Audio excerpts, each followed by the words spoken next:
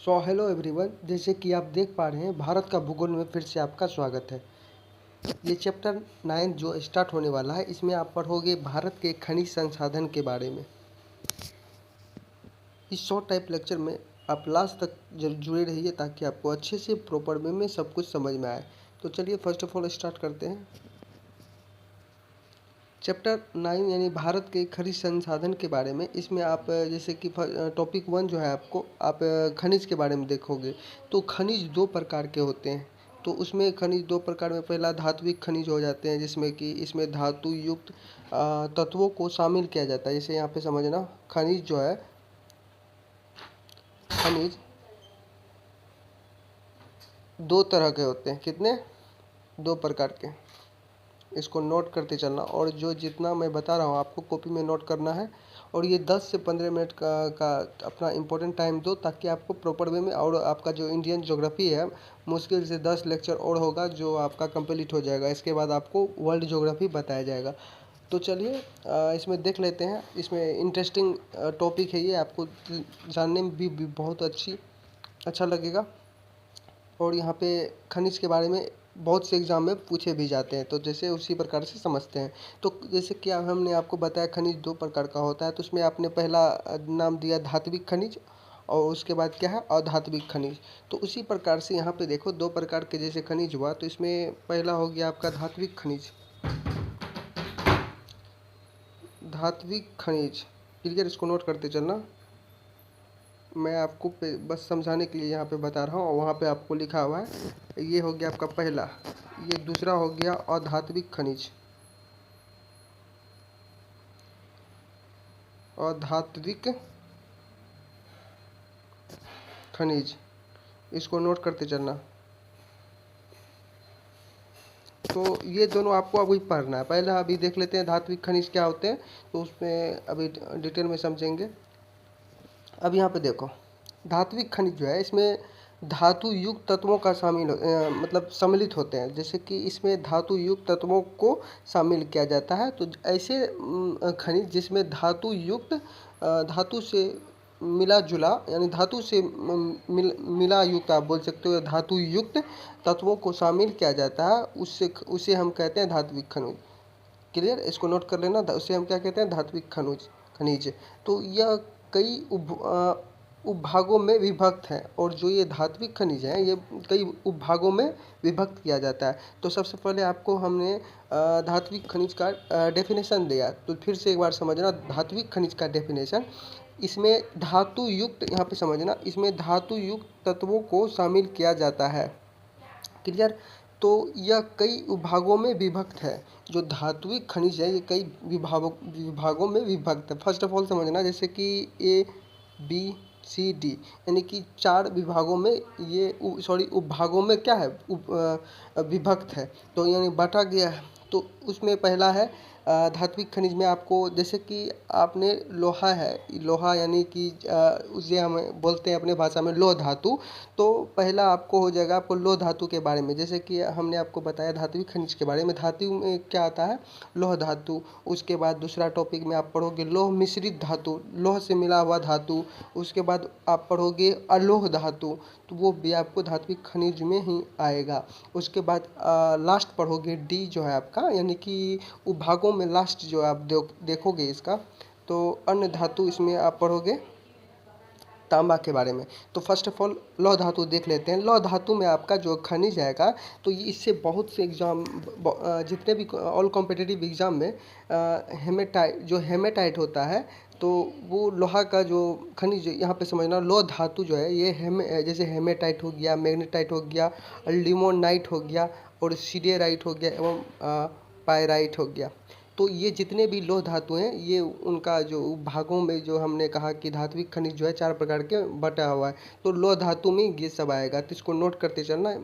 ये एक धात्विक खनिज का ये टॉपिक है लौह धातु का। ये जैसे लौह धातु जैसे इसमें आएगा, तो हेमेटाइट हो गया, मैग्नेटाइट, लिमोनाइट, सिडेराइट एवं पायराइट। अब लौह मिश्रित धातु के बारे में देख लेते हैं। तो उसमें आप पढ़ोगे फर्स्ट ऑफ ऑल टॉपिक जो आपका रहेगा, तो जैसे कि क्रोमियम होगा। लौह मिश्रित धातु में क्रोमियम मिला हुआ रहेगा, और कोबाल्ट होगा, मैग्नीज रहेगा, निकेल, टंगस्टन और जिरकोनियम और मोलिब्डेनम, इसको नोट कर लेना, नोट डाउन कर लेना। अलो धातु, इसमें आप पढ़ोगे कैडमियम एवं पारा के बारे में। तो ये भी धातु, जैसे कि इसी का टॉपिक हमने पढ़ा, तो कैडमियम और पारा के बारे में आप पढ़ोगे डिटेल में। तो इस ये सब याद करने वाला टॉपिक है, आपको याद कर लेना। और आपको आई होप जिस स्टूडेंट ने कॉम्पिटिटिव एग्ज़ाम दिए होंगे उनको इन सब में से क्वेश्चन ज़रूर आपको मिला ही होगा, तो आईएएस के सब के बारे में, तो इसको नोट कर लेना है।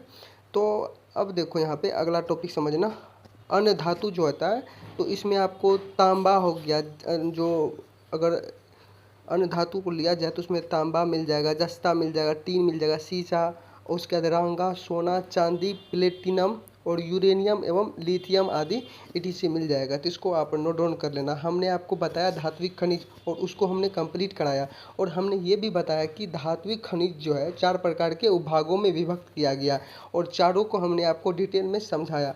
आई होप ये आपको समझ में आया होगा। अब देखो इसका नेक्स्ट टॉपिक, तो धात्विक हमने समझाया, अब अधात्विक खनिज के बारे में समझो आप। अधात्विक खनिज जो है, जैसे कोयला हो गया, पेट्रोलियम हो गया, प्राकृतिक गैस हो गया, ग्रेफाइट और फास्फेट और पोटास, गंधक, हीरा और पन्ना और नीलम, जिप्सम, नमक और अभ्रक एवं बलवा पत्थर आदि, ये सब जो है अधात्विक खनिज में आता है। तो इन सब चीज़ों को आप नोट कर लेना। तो एग्ज़ाम में ये सब क्वेश्चन जो है बहुत इंपॉर्टेंट है। जितने भी कॉम्पिटिटिव एग्ज़ाम में आपको 1 2 3 क्वेश्चन आपको मिलेंगे ही मिलेंगे इंडियन ज्योग्राफी से, आप इसको नोट डाउन कर लेना। ये इंटरेस्टिंग टॉपिक है और समझने लायक है, और जिन स्टूडेंट ने कॉम्पिटिटिव एग्ज़ाम दिए हैं उन्हें ये क्वेश्चन से ज़रूर परिचित हुआ होगा, तो इसको नोट कर लेना।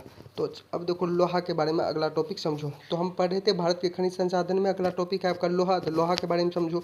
तो भारत में लोहा प्रमुख रूप से धारवाड़ की चट्टानों में पाया जाता है। तो अगर भारत में अगर अमूमन देखा जाए, भारत में लोहा जो प्रमुख रूप से धारवाड़ की चट्टानों में पाया जाता है, इसको नोट कर लेना, ये इजी टॉपिक है। और लोहांश के अनुसार, यहाँ पर समझना, लोहांश के अनुसार लौह अयस्क का क्रम जो है, जैसे कि मैग्नेटाइट, मैग्नेटाइट जो है 72% लोहांश होता है। कितने होते हैं? मैग्नेटाइट में 72% क्या होते हैं? लोहांश होते हैं। ये एक तरह से क्रम बनाया गया है, जैसे कि ये ज़्यादा है, मैग्नेटाइट में 72% लोहांश का मिश्रित है। उसके बाद उससे थोड़ा कम है हेमेटाइट, हेमेटाइट में 60 से 70% लोहांश देखा गया है। तो अब उसके बाद आ जाएगा आपको लिमोनाइट, लिमोनाइट में 50 से 60% जो है लोहांश पाया गया, और सीरियराइट में 40 से 45% लोहांश देखा गया है। तो ये सब चेक करने से आपको लैब में परीक्षण करने से तो ये सब पता चला है कि किस में कितना परसेंट लोहांश की मात्रा है, उसके अनुसार जो है इसको बताया गया। और ऐसे का मतलब होता है, आपको पता है कि इस इधर की ये जो मुंह जिधर खुला हुआ रहेगा तो वो समझ लेना कि इसका मात्रा ज़्यादा होगा, और इधर जो बंद है इसका मात्रा कम होगा। तो एज इट इज़ ये आपने पहले भी पढ़ा होगा और आपको समझ में आया होगा। अब देखो राज्य में, जैसे लोहा के बारे में पढ़े तो राज्य के बारे में अब देख लेते हैं। तो अब देखो राज्य देखेंगे और उत्पादक क्षेत्र देखेंगे। जैसे छत्तीसगढ़ में जो है, यहाँ पे समझना, छत्तीसगढ़ में डल्ली राजहरा, डल्ली राजहरा और बेलाडीला, क्या बेलाडीला, तो ये वहाँ पे आपको मिल जाएगा। तो अब देखो इसको भी याद करना है। कर्नाटक में आपको देखो कर्नाटक में बाबा बुदन की पहाड़ी है, वहाँ पे आपको मिल जाएगा। और कुद्रेमुख एवं बेल्लारी, ये सब लोह वहाँ पे आपको अमूमन देखने को मिलते हैं और वहीं पे से प्राप्त किए जाते हैं। तो झारखंड में आपको मिलेगा नोआ मंडी और जामदा, शिवभूम और जिला, शिवभू जिला। तो इसको नोट करना। झारखंड में आपको जैसे कि नोआ मंडी हो गया, जामदा हो गया, शिवभूम जिला हो गया, ये सब वहाँ पे भी आपको लोहा वहाँ से प्राप्त होते हैं। तो आई होप ये भी हमने आपको बताया, आपको समझ में आया होगा। और यहाँ पे लास्ट, भारत में उपलब्धता के अनुसार लौह अयस्कों के क्रम जो है हेमेटाइट, मैग्नेटाइट, अन्य इस प्रकार से यहाँ पे देखने को मिला था। सर्वोत्तम प्रकार का लौह अयस्क जो है मैग्नेटाइट है। तो इस आपने देखा कि मैग्नेटाइट 72% सबसे ज़्यादा है, यहाँ पे हमने बताया। तो उसी का क्रम यहाँ पे, उसी को हमने यहाँ पे जो है ना मैं आपको बताने का कोशिश कर रहा हूँ। आई होप ये आपको समझ में आ रहा होगा। अब देखो उड़ीसा में बादाम हो गया, और बादाम पहाड़ी, और क्योंझर झील और बोनाई। और आंध्र प्रदेश में हो जाएगा आपको कुर्नूल और कुरप्पा, इसको नोट डाउन कर लेना। चलिए ये टॉपिक आपका कंप्लीट हो गया। अब देखो यहाँ पे मैग्नीज के बारे में। ये आपको लोहा वाला टॉपिक कंप्लीट और खनिज हमने बताया आपको, और इसको नोट कर लेना कॉपी में। अब देखो यहाँ पे मैग्नीज देखो, मैग्नीज किन किन राज्यों में कि इसकी जो है कहाँ कहाँ मिलता है इसको देखो। जैसे राज्य और उत्पादक क्षेत्र कहाँ कहाँ में इसका उत्पादक मैग्नीज का है।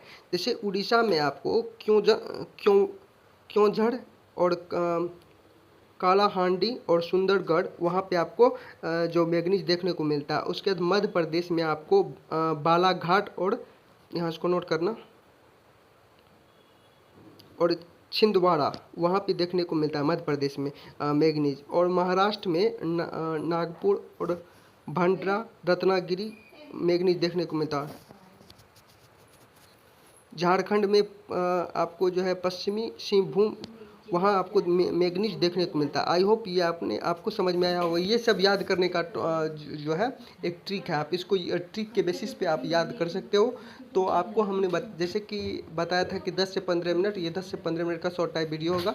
तो यहाँ पे मैं आपको बताता हूँ, थोड़ा सा लेके चलता हूँ यहाँ पे इसका। जैसे आप देखो बॉक्साइट के बारे में जानोगे आप, तो बॉक्साइट जो है किन किन राज्यों में इसका उत्पादक क्षेत्र कहाँ कहाँ पे, और उन राज्य में उसका उत्पादक और उसका क्षेत्र एरिया कहाँ कहाँ पे है उसके बारे में देख लेते हैं। जैसे उड़ीसा राज्य में कालाहांडी और रायगढ़ और पंचपतमल्ली और गंधमर्दन नामक जगह पे जो है इन जगहों पर, जैसे कि कालाहांडी हो गया, रायगढ़ हो गया, पंचपतमल्ली हो गया, गंधमर्दन हो गया, इन जगहों पे बॉक्साइट देखने को मिलते हैं, प्राप्त होते हैं, वहाँ पे उत्पादक होते हैं। तो अब मध्य प्रदेश में आपको जैसे कटनी हो गया, जबलपुर हो गया, जबलपुर मध्य प्रदेश, तो शहडोल हो गया और मांडला हो गया, इन जगहों पे बॉक्साइट देखने को मिलता है। मध्य प्रदेश यानी एमपी, वहाँ पे आपको कटनी, जबलपुर, शहडोल और मांडला में बॉक्साइट की मात्रा, वहाँ पे जो उत्पादक क्षेत्र वहाँ पे है। तो इनको नोट कर लेना आप, याद, बहुत इजी टॉपिक है।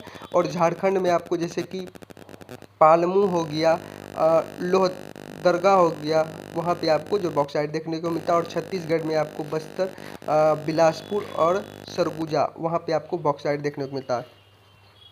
अब देखो यहाँ पे ये आपका टॉपिक कंप्लीट। अब हमने आपको ये बताना है कि जैसे कि राज्य और उत्पादक क्षेत्र के बारे में, तो उसी प्रकार से इसको मैं कंप्लीट कर देता हूँ ताकि आपको आज कल कुछ नया पढ़ना पड़े। जैसे राज्य, यहाँ पे देखो उत्पादक क्षेत्र, राजस्थान में आपको जो है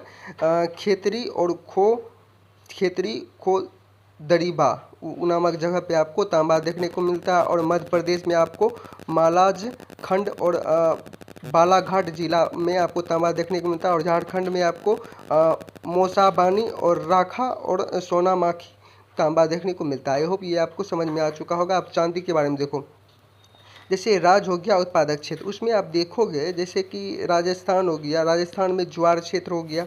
ये ज्वार क्षेत्र जो है वहाँ पे आपको चांदी देखने को, उत्पादक क्षेत्र वहाँ पे मिल जाएगा आपको। और कर्नाटक में कोलार क्षेत्र और चित्रदुर्ग जो है वहाँ पे भी चांदी देखने को मिलेगा। आंध्र प्रदेश में कुरप्पा और गुंटूर और कुर्नूल में चांदी देखने को वहाँ से प्राप्त किए जाते हैं। इसको ये सब याद करने का टॉपिक है, आप समझ जाओगे। तो अभ्रक के बारे में अब देखोगे आप, जैसे कि राज्य हो गया, उत्पादक क्षेत्र कहाँ पे उत्पादक क्षेत्र हैं। झारखंड में उत्पादक क्षेत्र जैसे कि हो गया अभ्रक का, तो कोडरमा हो गया, गिरिडीह हो गया, हजारीबाग हो गया। उसके राजस्थान में जयपुर, उदयपुर और भीलवाड़ा में अभ्रक देखने को मिलता है। उसके बाद आपको आंध्र प्रदेश में नेल्लोर हो गया, आपको विशाखापत्तनम हो गया, कृष्णा जिला हो गया, ये सब जगह पर अभ्रक देखने को मिलता है।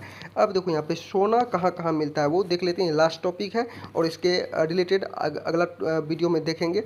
देश का लगभग जो 90% सोना जो है कर्नाटक राज्य से प्राप्त होता है।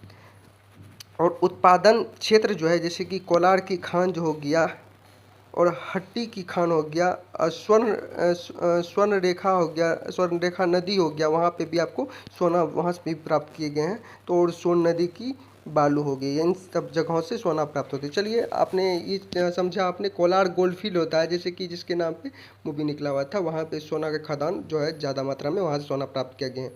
तो चलिए आज का टॉपिक बस इतना ही। अगर आपको अच्छा लगा तो शेयर करें, लाइक करें और सब्सक्राइब करें ताकि फिर से अगला वीडियो का नोटिफिकेशन आपके मोबाइल में आए और आप पढ़ सको। थैंक यू, धन्यवाद, जय हिंद। फिर इसका नेक्स्ट पार्ट जो है कल आएगा, तो उसमें आप देख पाओगे।